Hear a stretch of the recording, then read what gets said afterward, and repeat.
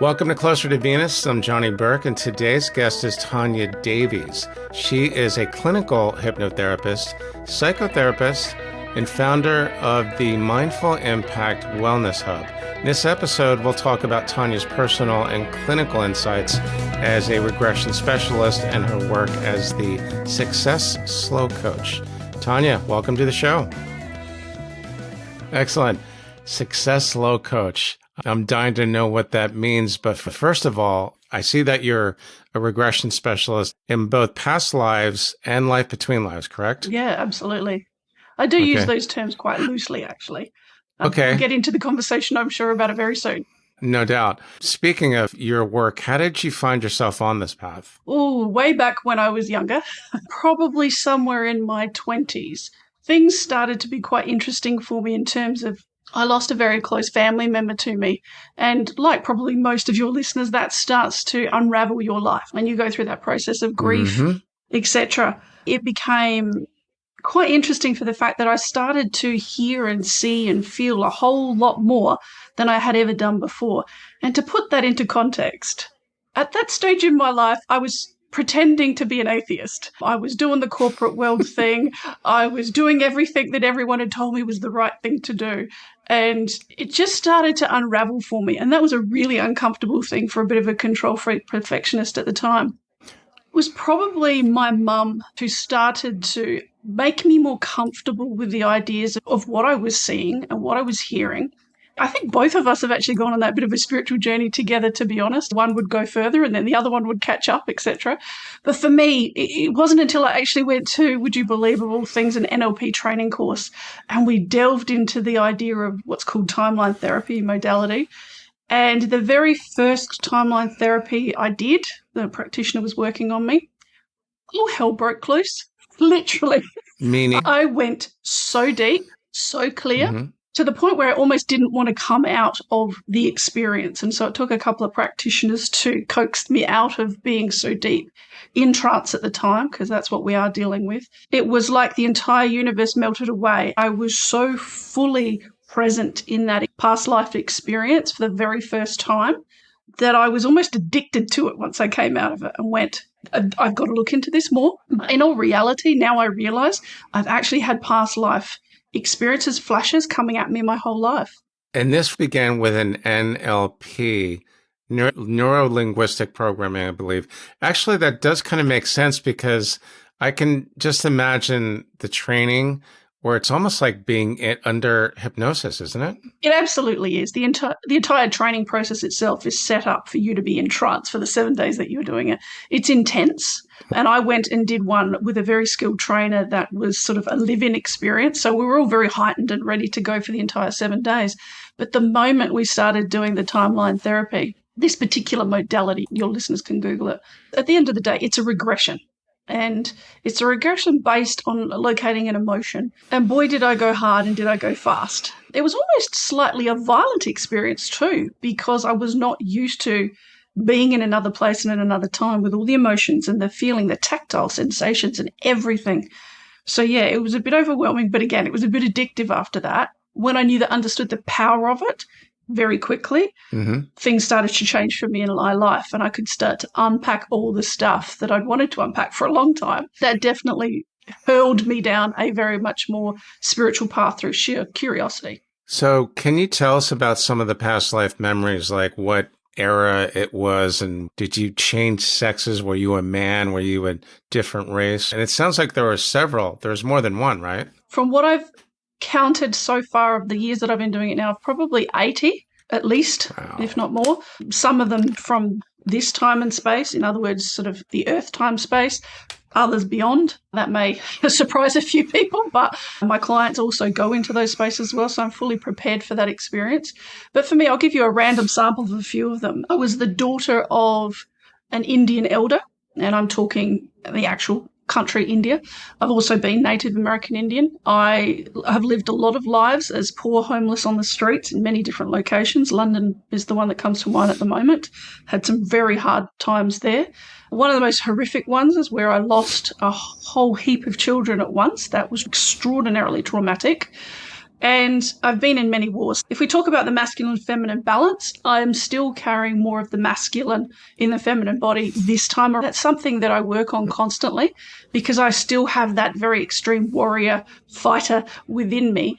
And I know where it's come from. Many, many of experiences in too many battles. And they are very intense when I do go into them. But yeah, I've been everything and then some. Quite a number of them in Egypt. That's probably quite typical for a lot of people, but that was the very first one that drew me in. Ancient Egypt, like the time of the pharaohs or before the time of the pharaohs? No, during the time of the pharaohs. And obviously ancient Egypt is quite expansive, but I've had at least 4 that I can recall within that era of the 4,000 years within that space. The reason I experience them so deeply is because a lot of those are ones where I have actually found soul connections to other people who have come back with me this time within that life. So they tend to stick through their sheer uniqueness. How far back in time, with all the past lives that you've had, what is the absolute farthest that you think you might have gone back? Yeah, one of them I couldn't put a date on it because it was so primitive, but we are literally talking about caves. We're talking living very seasonal off the land, no agriculture. We're not even close to agriculture at that point. Even language extraordinarily primitive. But even before that, I've been off planet a number of times. Call that what you will, but I've had one experience of just being a light being. And for me, that feels like that is probably one of the, if we're talking Newtonian linear time, that's probably the furthest away from this reality for me. Light being, okay. The off-Earth experience. I heard about it a long time ago, but I'm hearing it a lot these days, this year. I don't know why.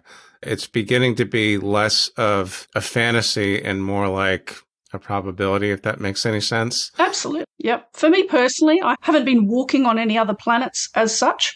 So walking, use that loosely. But my clients, absolutely, I've taken quite a number of people through experiences where they very spontaneously are falling into, I have no idea where I am. And then it sort of starts to unravel from there. But a lot of mine are actually still without what we would call a form. And I've had quite a few of those out in the ether somewhere. For me, those are quite profound because there's no physical representations of which to draw on. You're not masculine, you're not feminine, there's no description of body, etc. It really is tuning in so deeply to what you're hearing, what you're feeling, as opposed to using your other senses. So it is a very different experience. Certainly is for my clients as well. What is it to be a light being, if there's even a way to describe it in Earth terms?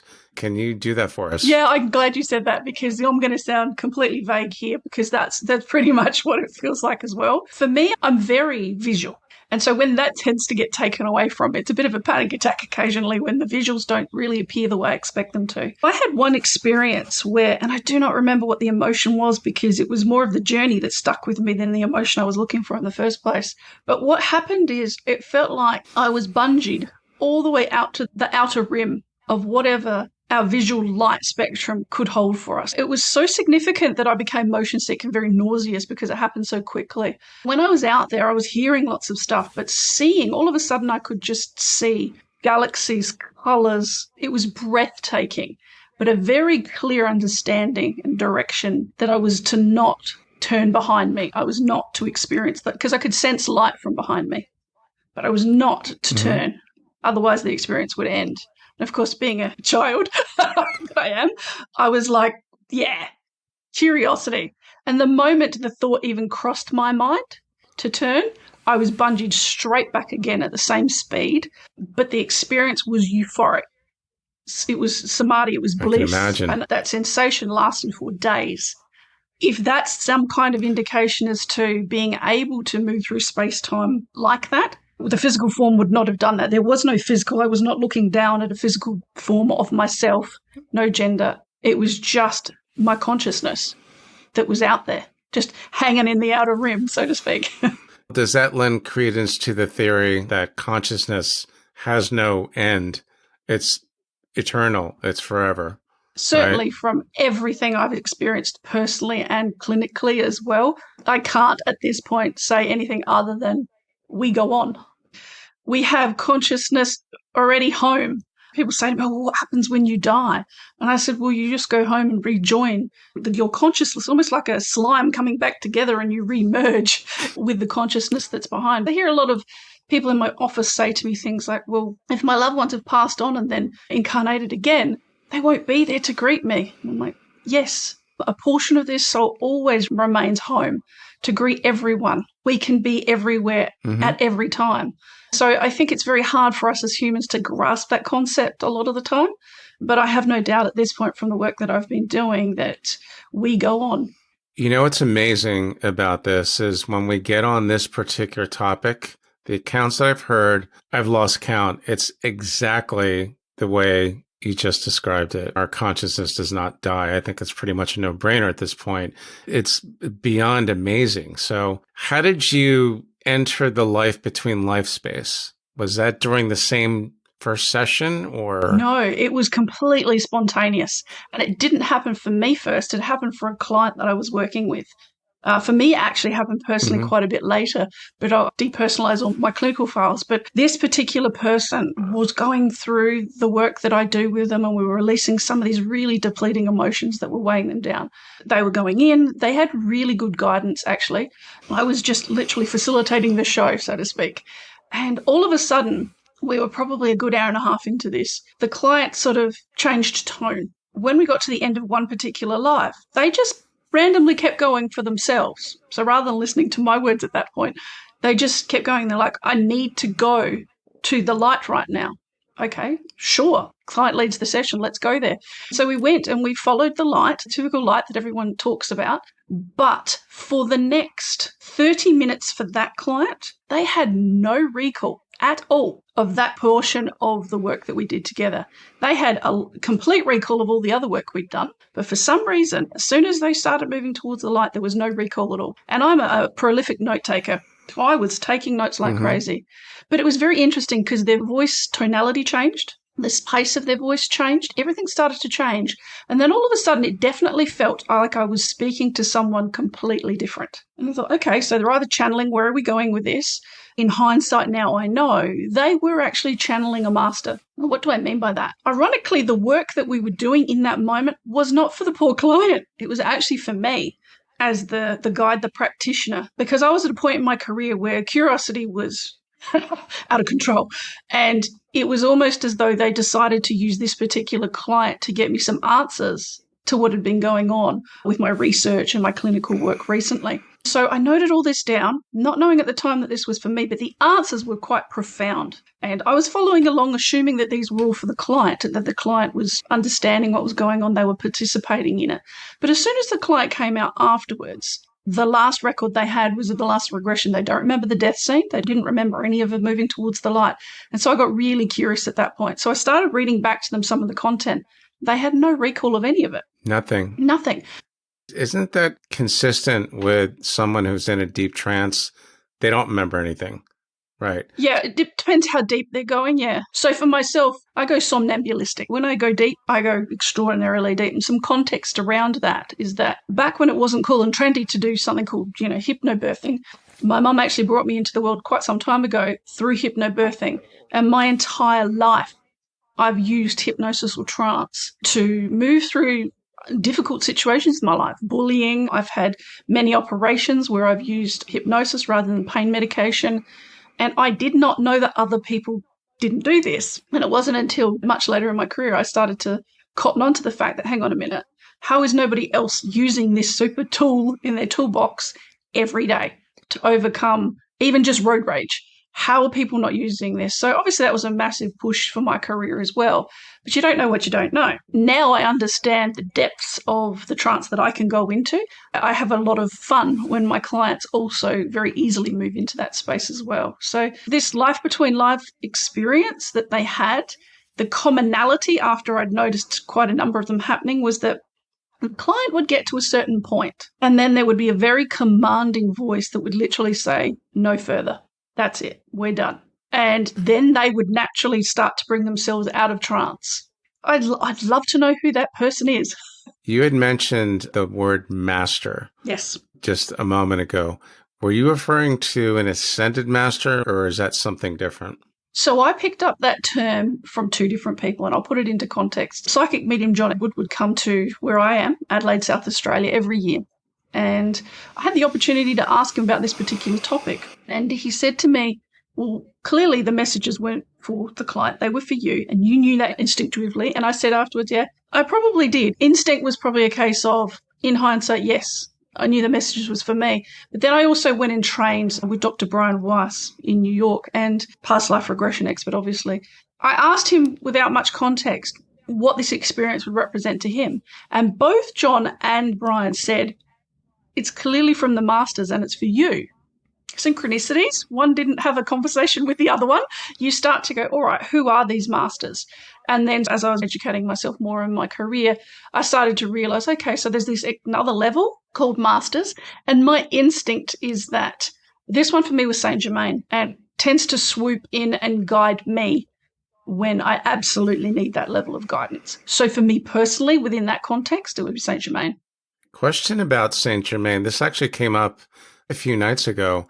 Have you heard of this story where Saint Germain turns up in different points in history in the same body? Yes. Seriously? Yes. Right. Does he look the same, or how does that work? Good question. Who's writing this level of history to be able to verify whether they either looked the same, etc. So I have heard that they did look the same as well. But every now and then you see on television or social media, people putting up images of people from different time spans saying, it's them. I'm not so sure about that. I don't think I've ever looked at myself in a mirror during any of my regressions and gone, I look like that now. So I can't quite verify that for myself, but I have absolutely heard that. So, yeah. That is the first time I've heard of a regression specialist or any kind of hypnotherapist for that matter, that the session was almost like hijacked in a way. It's happened twice. By an entity, but for a good purpose, not for anything nefarious or dark. That's really, really interesting. So let's talk a little bit about the practice, right? What motivates a client to come for, let's start with past lives. What are the things that you hear the most? First and foremost, it's masked a lot of the time as I don't work with, I'm just curious. I work with, we need to shift something. Something is stopping you, blocking you. And most of the time it's a depleting emotion. Sometimes it's a belief system that they've got that they don't understand why they have it. Majority of the time it may be just, I'm angry all the time and I have no idea why. Or when I meet this particular person, there's something that comes up with me. It's lust. It's not love. It's beyond that. I've had some quite unique experiences with people coming to me, and I call it sort of the hook that gets them into the conversation. But we always have a very long conversation before we do any of this work, because I absolutely need to know what is it they're really looking for. Because most of the time what they come to me for is not where we're going to go.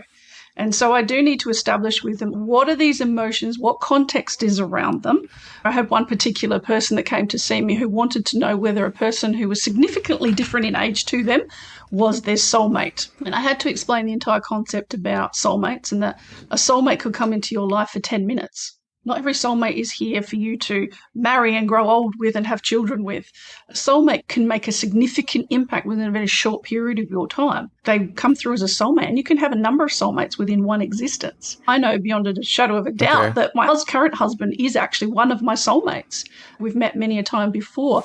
But does that mean we're destined to be together forever? I'd like to think so, but I'm not in control of that. That is really interesting that you won't deal with someone who's just curious. You would rather have a client who is coming to you for a reason. Let's say, for instance, I really want to know who I was in a past life. I just have to know this. But does that qualify? No, because there'll be something under that. And that's the art of questioning, isn't it? The deep questioning that needs to go on beforehand. And the reason I do that is because I need buy-in from the person. I need them to absolutely be committed to the process and not just a general curiosity. Because generally speaking, I've had people who think it's a parlor trick, that kind of thing. I won't waste my time on that. It's a large energy exchange between myself and the client. And it can be 4 hours potentially that we might be under together. When I say under together, I go into trance before they go into trance, before they even walk into my clinic. Because I need to be in that space for it to allow it to just flow, as opposed to it being very structured and mechanical. It won't work for me otherwise. For me, I don't think curiosity at its surface level is enough of a commitment. I want an emotional attachment to this situation, because after all, that's what I'm going to be fishing for, is the emotional link. What if somebody were to come to you and say, I want to know that we don't just die at the end of this life. I want to know that we are eternal. And I want to once and for all discover if I've had a past life or several. Yeah, sure. Okay. When someone says they're curious, there's a reason behind it. They want to know something because from my limited experience, when people ask questions around that, they want to know, do we just die or do we go on? Yeah, and generally speaking, is that coming from a place of fear? Is that come from a place of needing to know that there's going to be a second opportunity, second chance, that they're not going to lose their loved ones? And again, what's the emotion behind that? Generally, a lot of the time it's fear, unfortunately. There can be a lot of sadness. Depression clients have an amazing time with this work when I do this work with them, because that sense of hopelessness tends to shift through the work we do together. I do believe with a lot of my depression clients that come to see me, I very much frame it as that you're doing depression. You do not have depression. It's not something to own. So if we can isolate it as something that you're doing and it's a behavior, we can go and find the cause of that behavior. Let's go. Whether it's in this life or in a past one, right? Yeah, absolutely. Yep. What's the trigger? Tell us about the success slow coach. How'd you coin the term? Yeah. So like a lot of people that are probably very fast-paced in this universe, I've been told to slow down my entire life. Slow down with my speaking, slow down with my thinking, etc. And so almost like the little rebellion within me has gone, I don't need to slow down until the universe decided on multiple occasions going, you're going to slow down whether you like it or not. And the profound thing that crossed me once was that I have had the most significant growths in my existence when I've been forced to slow down. And then it came to a point where it was actually not just about slowing your entire life down from a place of weakness or not being able to keep up with everybody else.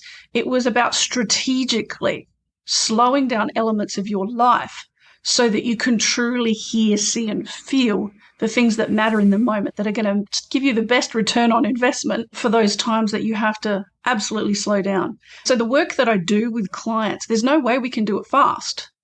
It's a fast process in itself. It's not 20 years of talk therapy. I think the longest I've probably worked on a deep process with a client might be 3 months. But at the same time, when you're in my office, we slow time down. And this is one of the byproducts of trance, really working this space, is that time distortion happens. And so the successes that I get with my clients are coming because we are slowing down to a point where their autonomic nervous system has no choice but to play along, because we can't go into trance when our autonomic nervous system is still trying to fight or flight. It's a very slow process, but at the same time, boy, it's fast. So I say to a lot of people, it's a fast process, but we can only do it by slowing down. So yeah, hence the success slow coach. Because in order to go under hypnosis or into a deep trance state, obviously it would make sense that you have to slow down your breathing and everything else, right? Yeah, you don't need to necessarily be relaxed, and this is a bit of a misnomer. You don't need to necessarily do that, because even people that are suffering from high anxiety, they're actually still in trance. It's just not a very particularly productive trance for them, but they've managed to put themselves into a certain type of trance. And I like to think that anyone with anxiety is a great candidate for clinical hypnotherapy. Well, that's definitely good to know. That's about half the planet. It is at the moment. Yeah, absolutely. It does seem like that. Your sessions, you do record them or you don't? I definitely don't record on video. I respect the person's privacy in that way. And audio? Yeah, typically audio, but there's a difference between, for me, if somebody comes to me and they want to do past life regression or life between lives, I don't take somebody that comes to me just for life between lives, because I find a lot of the LBL work that happens is quite spontaneous. So if I feel the client's deep enough and we're in the right space and there's the right motivation and they need it, we may just naturally move to that space. And it does very much depend on their depth of trance a lot of the time. To put this into context, when I work with people, I create an entire breakthrough package for them. So we will do regression work where it's needed. But if somebody comes to me specifically for past life regression, it'll be based generally on a big emotion or a big topic for them.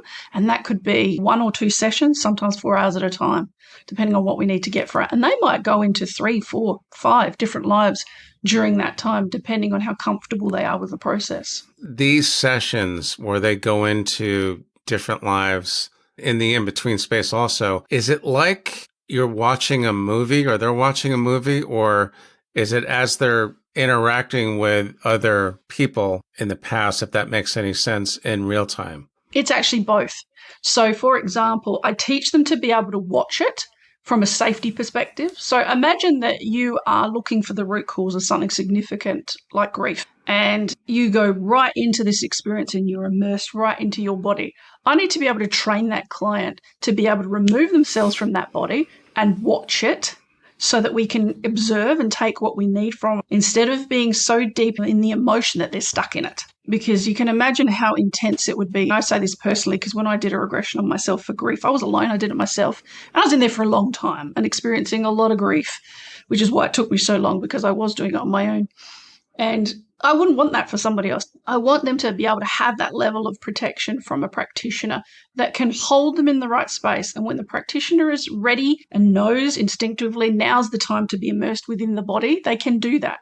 So a really skilled practitioner can both allow the person to be completely immersed in the body, or watching it, like you said, from almost like a movie or from an aerial perspective. That, for me, is the difference between somebody just playing in the space and being really well guided, because I wouldn't want to just delve straight into sadness or anger, etc., without having some context or warning behind what am I about to move straight into. It's pretty intense. Yeah, well, it sounds like it. And just for context, you're never going to be given the good stuff first. Rarely does anybody go, it was all picnics and rainbows and lollipops. No, I'm sorry. But you're given what you need to heal. And that's why I'm very cautious. I don't want somebody to have to relive something. Okay. When this topic comes up and we start talking about time, sometimes going into a space where there is no time, where it's all happening at once. Yeah. Have you experienced the same thing, or have your clients experienced that? I'm very science-based, very evidence-based in the work I do. And being married to a scientist, it certainly helps, because I can run my theories past someone and we can break it down. And so from the experiences I've had, what my brain wanted to do was go, hang on a minute, these timelines don't work.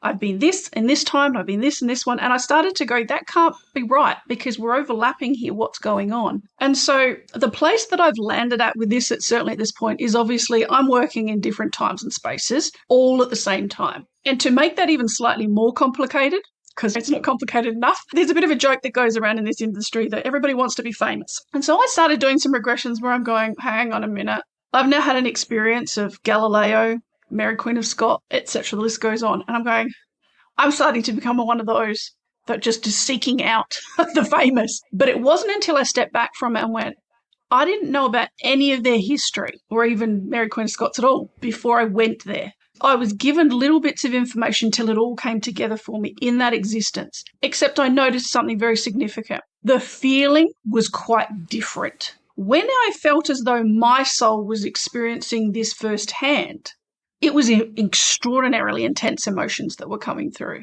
But when I was almost observing other past lives, almost like dipping into the Akashic records and picking up somebody's experience and witnessing what was going on, the emotion wasn't as strong. I could recognize the emotion that the person that I was witnessing going through, could feel the clothes on their skin, etc. But I wasn't in it the way I was in it when my soul was really in my own. And I started to go, hang on a minute, I must be also observing other times and places and spaces. And that's where I start to think the bit of the joke about accessing famous people. I think the more you know about them, the more of the connection you have to them through reading history or literature, you can probably tap into their time, space that they had in that moment. Does that mean you were them? No, I don't believe it does. But I did not know anything about Mary Queen of Scots, but I heard Edinburgh, I heard the year, and then I started to see this scene unfolding in front of me. And the thing that caught my attention the most was that she had the exact same hair color as my daughter. I did not know who she was, but her dress, the colors, her hair, where she was, the environment, I picked up on all of it. And then later, I just sort of let it to rest. I did what I normally do. I write it all down. What are the learnings? What do we need to move through? What's relevant to me is one of the questions I always ask. Why have I come here now into this? Because that was actually a spontaneous one for me. So it was just shown to me. Sometimes when I'm doing the dishes or I've got my hands in the water, I just get them shown to me in my mind's eye. And so I sat and I wrote it all down. And in hindsight, I thought, there's got to be something to this, because I've now dipped into Galileo and a couple of others. What's going on? And that's where I started to form that theory for myself, that we do have the ability to tap into other times and spaces, but there's always seems to be a connection. And so for me, when I was in Venice, I had a very strong connection to Venice when I was there. And so I linked through to Galileo from that experience. And I think the reason I connected to Mary Queen of Scots was purely, sounds very vain, but the colour of my daughter's hair, which is extraordinary, was the same. And my grandmother was called Mary. And we have these connections. I hope that explains it in some way. That, yes, it's all happening at all at the same time, but there's so many things we can try and tap into depending on our intent. And by the way, I've heard that many, many times. It's all happening at once, which you're right. It's quite complicated. In the life in between life space, have you or your clients seen things like life reviews or evidence of soul family members and things like that? Yes, I don't like putting labels on things, but there is definitely a group of beings that act as a counsel in a way. No maliciousness behind it whatsoever. It is literally a statement of sort of fact that this has happened, this is the consequences, and almost like the ability to show the web and complexity of everything that's connected. And so to take any form of blame or guilt or shame away from anything that's happened within that person's existence, you're shown in a way this particular thing needed to happen, whether it was good, bad, or in between, so that this could happen. I think that awareness and that realization is cathartic in so many ways, but also at a certain sense of being able to see the tapestry of connections at a soul level is quite extraordinary. So for me to try and write all this down as people are doing it and understand it, as much as the human mind can understand what's going on in that space, there is definitely a place at which, after they've met with family members, soul group members that come to welcome them, they are taken to a space where they are literally reviewing the contract that they kind of signed before they came down to earth to live that life. How much of it have we met? How many boxes have been ticked? What have we learned? What sort of karmic connections are still left? Do you want to go back again? You know, that kind of stuff is a lot of conversation in that space. Did you or any of your clients recognize any of the members of this soul family or the soul group? Absolutely. And boy, do the tears flow, which you can understand, really, because at the end of the day, a particular person that came for sort of the second experience, they went into LBL for about 45 minutes, which is quite a long time. But we took it very, very slow. I guess they had a fear of going to hell in a way. For whatever reason, the universe went, they need to do this right now. They went to in-between space, where they started to learn that the only form of hell is their projection of what they believe is going to happen on the other side. So when we melted all of that away, purely through the guidance of who they were talking to, nothing to do with me, they were literally channeling these concepts of going, if I can form a version of hell for myself, I can undo a version of hell for myself. So they went through that whole process of unraveling it all. They helped some relatives that were also stuck sort of in between states as they were. So we don't just move straight to the light, so to speak, but they kind of paused in between. There was one particular relative that was stuck in that state. They helped guide them to the light with them. That was absolutely beautiful. But once they sort of moved into that light space, for lack of a better word, when they were there, they could see, sense, feel, just know the different connections between different soul groups and themselves and the interplay that was occurring. And so, yes, grandfather is there, but at the same time, grandfather is not grandfather. Grandfather is just a soul within the soul group. Was that a role he was playing? It's a role we're all playing. For example, one of my daughters has been my wife before, and she's been my daughter-in-law, and so there's many different roles that we tend to play. I've heard that many times. Really, really interesting stuff. Is there anything else? I'm really opening up a can of worms here. Is there anything else that we should know, or could there possibly be a part 2 to this discussion? I'd love a part 2. But I think the thing I would say first and foremost is stop labeling things. Stop expecting them to fit within a box, because that's literally testing the universe to just mess with your mind. Just allow yourself the grace for information to flow, because when you're really open-minded about it all and you stop trying to label things and put them in categories, that's where you start to really take on the lessons that they're trying to teach us. And that, for me, being the kind of person who's addicted to knowledge and wisdom and books, too many books, I was in the past always going, well, where does this fit in with things? And now I'm just allowing. And in that allowing, I get better results for my clients, but also for myself, it's quite profound changes that occur within my life as well. So yeah, just be open-minded enough to just allow. Tania, thanks so much for joining us today. How can our listeners find you online? Yeah, they can definitely just jump onto my website, which is taniadavies.com.au, and that's Tania with an I. Excellent. I will put that in the show notes and the transcript as well. You've been listening to Closer to Venus. I'm Johnny Burke. If you enjoyed this episode, please consider subscribing. You can also find more episodes on closertovenus.com. Thanks again for tuning in, and we'll see you next time.